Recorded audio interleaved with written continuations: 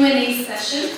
So if any of you do have questions, we're going to do this kind of in a way where if you have a question, raise your hand. I'm going to pick you, and then you stand up and you say who your question is directed to, and you shout it because we don't have extra microphones. So, anyone has a question?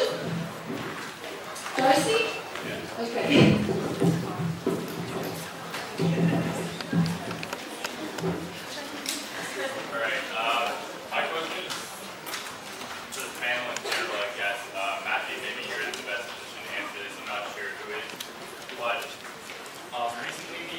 UN Special Rapporteur for Human Rights McGill, who happens to be a law professor at this university, actually.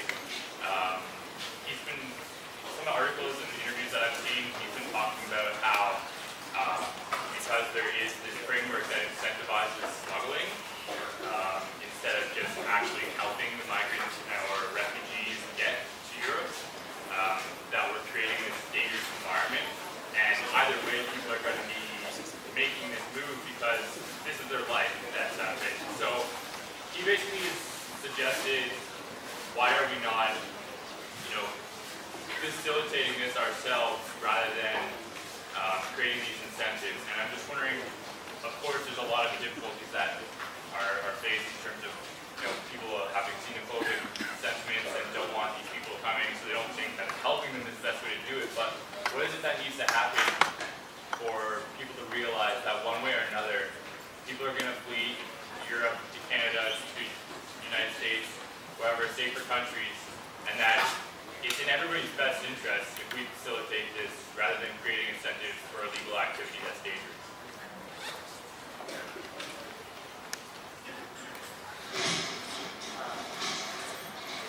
Very interesting question.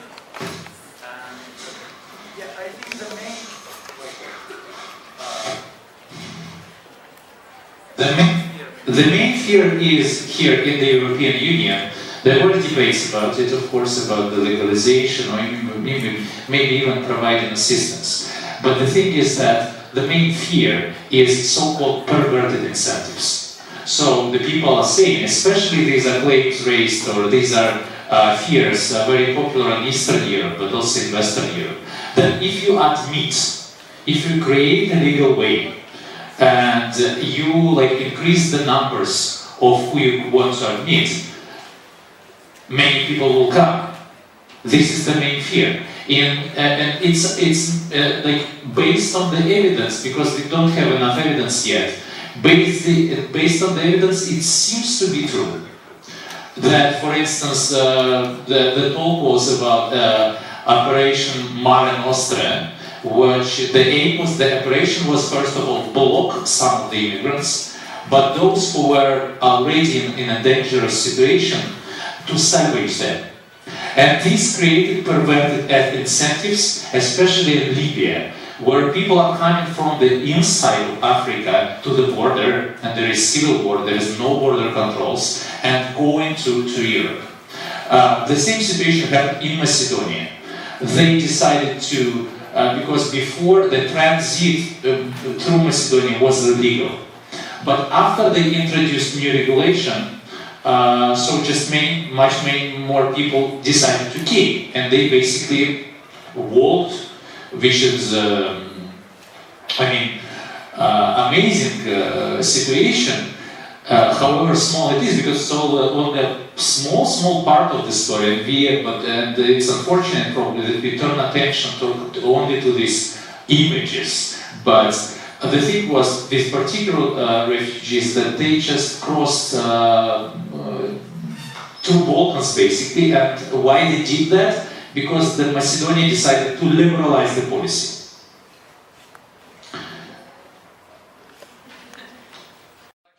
Of this country, and it's one of the major issues that people are thinking about when they're going into the ballot box.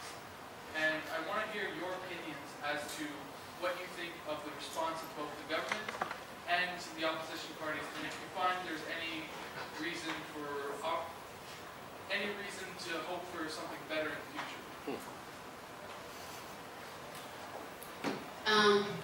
When Harper was asked what he was doing for Syrians, he said that he was fighting ISIS. That's how how he was helping Syrians. But as I explained earlier, only out of, like 1 out of 7 or 1 out of 10 is being killed by ISIS in that region. So even if ISIS were to disappear tomorrow, Syrians will not be spared. They will still be killed. And this is why just fighting ISIS is not going to help Syrians and stop the influx of and the mass exodus of Syrians. And as a Canadian, one of the reasons I love this country is that we have an incredible track record of being a leading country in human rights and even in bringing refugees. We used to be one of the top countries, and now we are one of the lowest, thanks to the policies of the Conservative government. So I'm hoping actually to see a shift back to the kind of Canada that we used to be, because do not underestimate yourselves. We are a leading country. You know why? Because we have stepped out of the modality of warfare and domination that is still, still plaguing the US and Russia and other countries. We are leading a new way for humanity. Therefore, we need to actually have more of a leadership position in world politics rather than being a follower of other countries. Canada, actually, because of its human rights records and because of its stances and because of its non-alignment, proved itself as an outstanding country. And I hope we get to see that we have the chance to play that role again. So I feel strongly about this. And in addition to, this is not just about Syria, this is about all of us as Canadians. The Conservative government have systematically and continually actually dismantled so many cultural programs and different things in this country. So we need to not just save refugees, we need to save ourselves as well.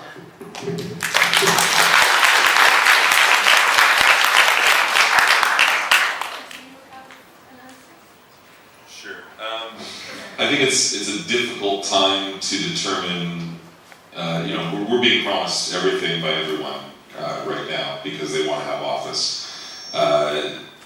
So I would shift the answer a little bit away from the politics of it and to the citizenry and say, what are we doing? And I think that's a part of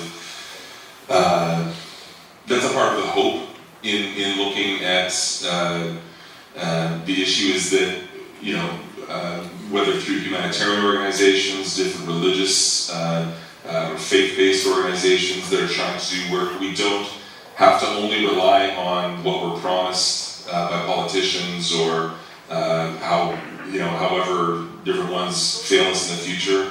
We have avenues to assist, to help, and I think some of that's been brought forward to us today, that there's avenues to make a difference that are not only reliant on the state. So I don't have any advice on how you should vote, other than warily. And I don't have too much hope necessarily in the time when I'm just being promised everything by whoever wants to be elected. That's my short answer.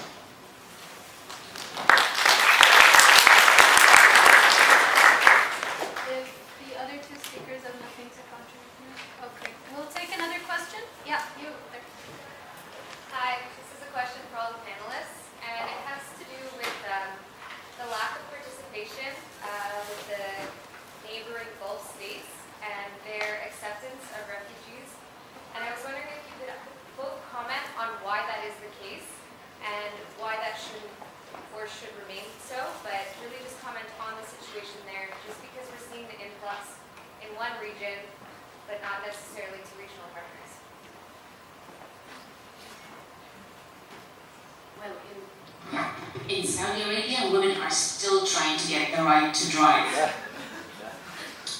So, and these governments, these monarchies and principalities are not so eager to receive a population that had just rebelled against its dictator. I mean, would you blame them to welcome Syrians? We all know what the Gulf states did in actually aiding the toppling of a democratically elected government in Egypt and aided in bringing back a military dictatorship in Egypt. So these are not countries that are concerned about human rights. They happen to have oil and have alliances with them because we have strategic interests and money interests there. And now we actually see the true colors of the human rights records. They are not receiving refugees. Mind you, I have to say that a lot of Syrians went as migrants to these countries for labor and for job opportunities, because many of you probably don't know that for the past 30 years, and my family is one of those two, that we could not go back to Syria. My father is a doctor and he did his training in Europe, and by then the country had fallen further and further into the grip of a dictatorship, and so many people either couldn't go back after they were trained or educated, or they chose to leave the country. Over 20 million Syrians left in the duration of about 30 years because it was just a brutal dictatorship. And so you have actually hundreds of thousands of Syrians living in these countries, but not as refugees. And these states did not receive refugees. And that's a shameful situation. But on the other hand, I also want to show that now we're thinking of Europe as this country that opened its arms, and Germany is going to take 800,000 people. Wow, how impressive. But Turkey has already taken 2,200,000 people.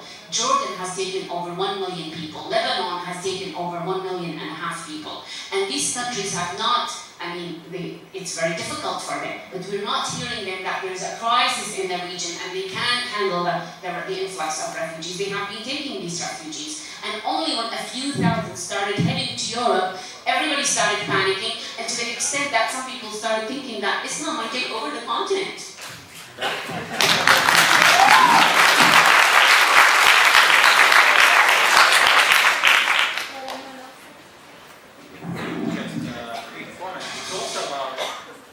It's about politics, of course, but it's also about how the identity structure and how the nationality structure in Gulf states, and usually have a very small core, about 15% of citizens and nationals of those countries, and then you have all those people who are living there and working there mostly.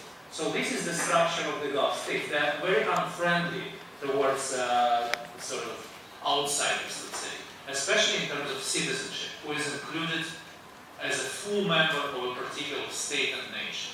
And that probably also influences the decisions about the refugees. Would anyone else like to comment? And how about us? We decided to take 8 refugees.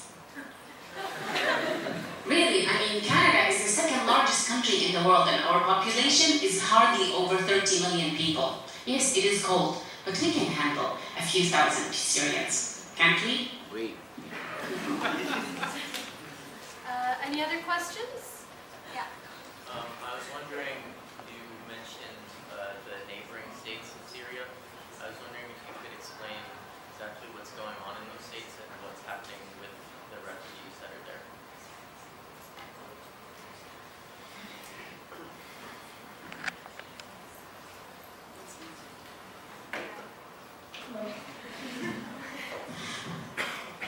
So yeah, that's a really good question, and I think there's very little understanding as to what the immense amount of efforts that those countries bring forward to host those large numbers of refugees. In terms of maybe the legal frameworks, Turkey, for instance, did sign the 1951 Convention, but did not, partially agree to the 1967 Protocol, which broadened the geographical scope as well as the temporal scope of the 51 Convention. So what does this mean? They basically do not grant an asylum status, a refugee status, to individuals who are from non-European countries.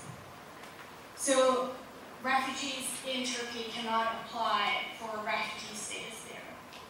They did, in fact, obtain a temporary status as so-called guests, and the government offers them a whole range of different benefits, such as access to healthcare and education, The camp situation is much, much better than what we see right now in the situation in Lebanon or in Jordan, for instance. But it's, we shouldn't glorify the situation there. The reason why the main the main transition state through which the migrants or refugees that are currently moving to Europe, it goes through Turkey. Because people are frustrated there. They have been waiting for 4 years for the conflict to end. They don't really have a real prospect of staying there. They don't know whether in 5 years Turkey is still gonna, be at goodwill with them and offer the benefits that they receive right now. Because in the end, it is a temporary status and it's not bound by any UN convention. So we should really keep that in mind in terms of what that specifically means for individuals who currently reside in those countries and the reasons why they decide to move on and go and seek asylum status in European countries. Just on a side note though, Turkey is using this strategically actually with its relations to the European Union. There was yesterday a EU summit, the fourth one this year, where the governments, the EU member state, the leaders of EU member states decided to work more closely with Turkey and encourage them to, work at the borders, like protect their borders, increase the presence there. And they were offering them as well humanitarian aid, monetary compensation, so that refugees stay in Turkey and pretend that they're happy there. I don't know what is going to happen in terms of whether Turkey will accept these offers or not, but I think it's a really interesting development geostrategically, like how Turkey is using this, the current presence of so many people there. My question is directed towards Afra. I came to Canada when I was 5 years old. I was born in Syria as well. But like many Canadians, I was going about this whole issue. I was going Speak about louder so that the others can hear you. Okay. So like many Canadians, I was going about this issue with a Western perspective. And that perspective is very confusing in the sense that before the refugee crisis occurred, in 2011, when the revolution started happening, I just didn't know, frankly, what was going on. And when you talk to Syrians and you talk to particular groups, you'll find a good amount of people that actually support the Assad regime, and you'll find others that don't. And in the beginning, this was kind of the issue that was making this Syrian revolution confusing, because in Egypt, in Tunisia, in Libya, it was kind of one-sided, that a large amount of people, the majority of people wanted the dictators to be overruled. So, because you alluded to in your discussion on the panel on the root cause of this crisis, which is the Assad regime, correct? That's what you were alluding to. So, first of all, how do we go about this confusing topic of what seems like to be a divided issue amongst the Syrians themselves? And what can we do from here in Canada to kind of aid this process moving forward when refugees when Syrians do finally go back to Syria and begin the reconstruction process? I don't think the percentage of those who supported the revolution in Syria was much less than the percentage of those other Arab countries who wanted to have an Arab Spring in the manner that took place in Europe, for example, when they overthrew the regimes that were satellite of the Soviet Union and later Russia. So, however, the difference that happened in Syria, the difference was in the reaction of the Syrian regime. It had the chance, actually, of reaching out politically to a population. When the Syrian revolution started, people did not want to overthrow the regime. They wanted political reform. They wanted the release of political prisoners. They wanted constitutional reform. They wanted the end of martial law. Because in Syria, you did not have the right of assembly. You did not have basic things that we take for granted in Canada. So what happened is that people started with fairly mild demands, but the regime retaliated in a far brutal way than anybody could imagine. And they started using not just arrest, but they started shooting at protesters, and then later they started even bombarding cities, and it escalated fast. So as I said earlier, people were really at a crossroad. Should they continue or should they arm themselves? And as I said, I disagreed with the arming option because, as you said, there was still a portion of Syrian society that still either was afraid of the consequences of chaos, not because they loved Assad, and there is a small proportion of the Syrian regime that are direct benefactors of the Assad regime. I mean, Hitler had his very close allies and supporters too. Any fascist system has very close tied supporters. But a lot of those who supported Assad were afraid of the chaos that would result from this kind of confrontation because they knew the brutality of this regime. But the Arab Spring, I think, inspired Syrians that they would be able to do something, and it is time to overthrow these dated, archaic dictatorships. Unfortunately, it didn't go this way. But what I think as Canadians, what we can do now is that we can deal with the side effects. Those of us who have relatives in Syria or in other countries could sponsor them. And those of us who still have relatives in Syria could support them financially or through whatever humanitarian means we can. And there is a wonderful community in Montreal that has actually opened a school that is taking actually 2,000 students, Al-Salam School, which was one of the schools advertised here. And they do that in a building that they kept expanding through actually donations. And because they have 3 shifts during the day, and they have shifts even in the summer. So the Syrian community is trying to also cope.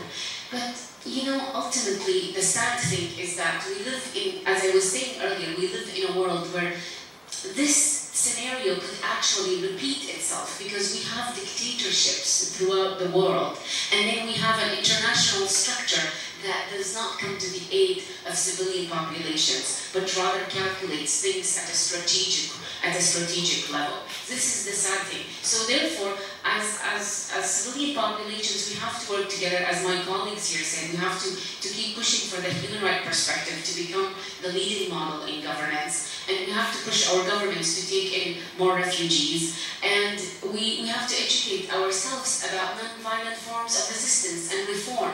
I mean, and as I was saying earlier, this is the great thing about Canada. We didn't have a revolution, we still have the Queen on our money. Think about it. And whereas the Americans have the 4th of July. And have you noticed the consequences? It's a much more violent and military culture.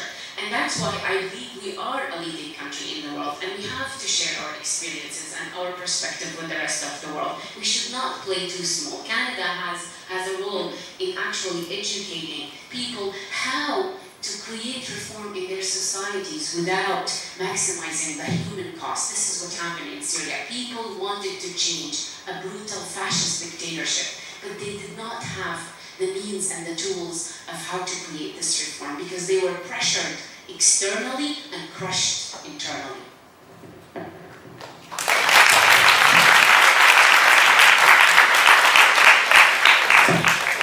As we're reaching the end of our program, is there anyone who has a question that they'd like to ask? Yeah, over there. Do you have any thoughts on how to make the journey safer? Or what role can technology or internet companies play in making the journey safer? This is actually very good because earlier when we were discussing the issues of policies and refugees, and you alluded to that, is that you have these large groups of people going across the Mediterranean, and sometimes there are storms and some of them drown. You hear about these things. So you can't create half-baked policies. If you decide to take refugees, you have to find safe means of transporting them, and you can't let them to be a the mercy of smugglers. Do you know how much it costs to actually smuggle yourself across the Mediterranean? Close to 4,000 euros or sometimes more. And so these people, some of them work for years to actually accumulate that money, or some of them are already middle class and they're willing to take that risk. But the very poor can't even make that, can't even take that risk. So this is an important question. My next question is, they have a reliance on Facebook and WhatsApp groups. Is there a possibility perhaps you or anybody else who can get me onto those groups? I'm prototyping an application which we think can help them gather that information in real time. Well, there are Syrian activists here, and interestingly, we have all these social media that we're just beginning to exploit beyond exchanging our photos of our dogs and cats. So we can use it in actually helping people, and so there are some Syrian activists here. Talk to them, and they could connect you. There's actually, I know. The issue is also a lot of these Facebook groups are in Arabic, so I want to ask some of my colleagues here if some of them are in English so that they could, because they created some face groups where you have thousands of refugees. One of my friends invited me to that group where they're posting tips and maps and ideas of how to migrate across Europe. Just a comment maybe on this issue, but be cautious. Because it can backfire. In what way? Governments also use this, and radical groups and authoritarian regimes also use media. We know it very well. So while we are trying to bring peace and trying to bring help to the migrants, be sure that nobody is using it for completely. Yes, no, we brought up some safeguards too, so that the information is more democratically shared using it to augment. We have time for one more question.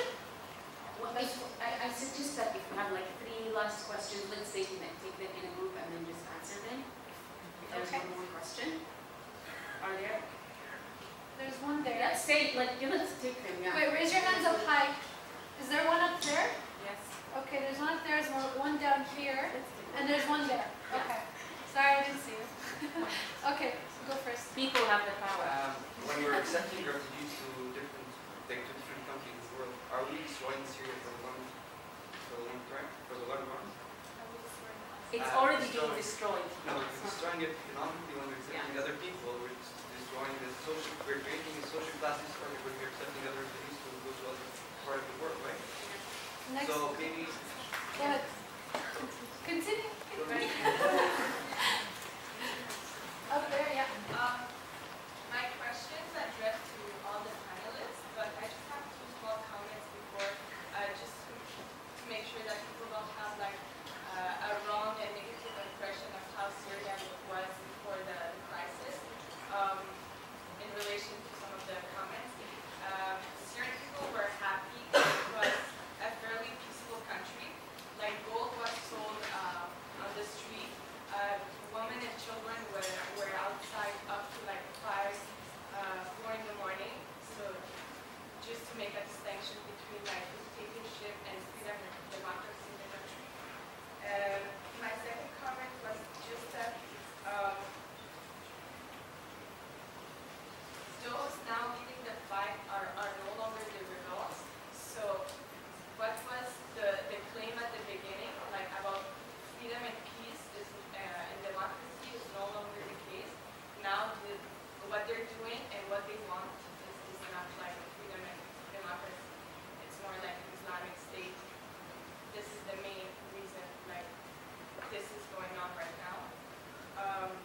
And my question to the panelists is, what do you think the future of Syria will look like if this ends, if Bashar leaves Or continues. And the last one up there. There's no question. Oh, okay. So, yes, Syria has been destroyed, and this large exodus will of course affect Syrian society, and the large groups of Syrians going everywhere will also be impacting the cultural context in which they arrive. So And as for Syria being safe, I agree with you. It was safe because there was a security fist holding the country. North Korea is also very safe, and people are very happy about their leader. But is it genuine happiness? When people are under a dictatorship, it's really a country that has not realized itself or its potential. And that's the sad thing that destroyed Syria. When you have so much injustice and so many mass killings that took place in the 80s, eventually, if a society is not capable of reconciling with its past and creating rule of law and creating some sort of sharing of governance and power, eventually it implodes. And it is very sad to see this happening in Syria, but we've seen it in Somalia, we've seen it in Afghanistan. In the short run, I'm not optimistic about Syria, but in the long run, I'm optimistic about Syria and also about humanity, because we're learning. The nice thing would be if we learn not from our own mistakes, but if we learn from history.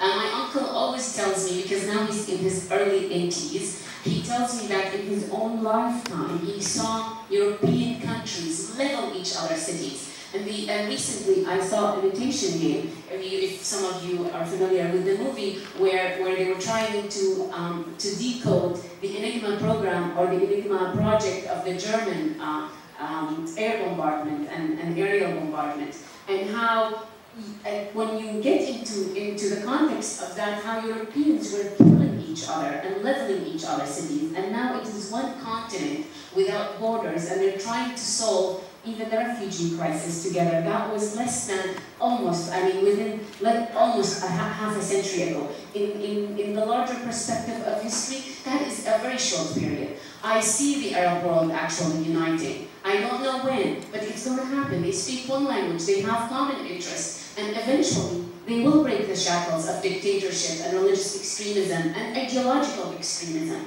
and start working together. In the short run, we have to do the best we can in terms of education, in terms of humanitarian aid, and all the cultural exchanges with the refugees resettling will open up people's minds.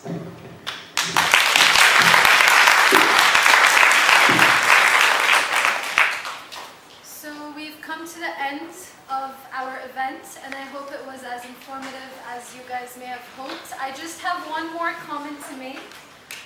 We are still collecting donations for the Syrian Kids Foundation outside. So if you guys haven't gotten the chance to put any donations or didn't get the box passed on to you, you still have the chance to do so. Other than that, if you have any questions that you were dying to ask, the panelists would probably take them just for a minute.